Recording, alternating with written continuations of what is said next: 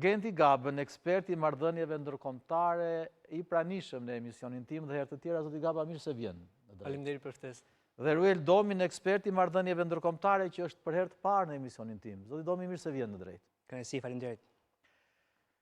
Eugene, çfarë po ndodh?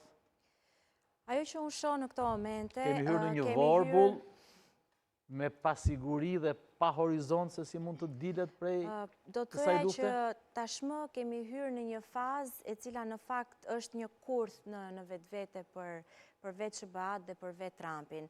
Gjendet në mes të një populariteti në rënje brenda nga vetë baza e tij e elektoratit në Amerikë kundër luftës dhe kundër të gjithë shpenzimeve me miliarda dollar që po hidhen për këtë luftë, dhe nga ana tjetër gjendet përballë një frustrimi për mos arritjen e objektivit strategjik, do të thoja unë, që në fakt përtej atyre objektivave taktike siç mund të jetë goditja e raketave balistike apo të gjithë kapacitetit dhe aseteve raketore, është pikërisht ndryshimi dhe çrënjosja e regjimit të ajatollave një herë e mirë.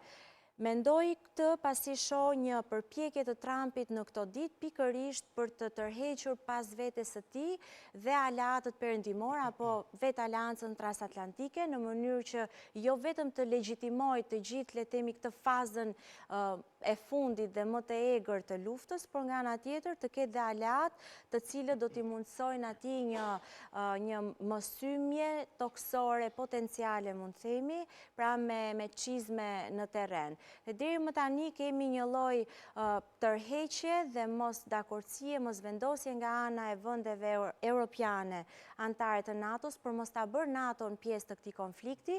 Megjithatë, në ditët në vijim do të shikojmë që përpjekja e Trumpit do të intensifikohet më tepër duke u përpjekur që t'i kërcënojë her pas here me Groenlandën apo duke i goditur dhe bullizuar partnerët dhe aleatët e tij. Mendoj që regjimi vazhdon të jetë i fortë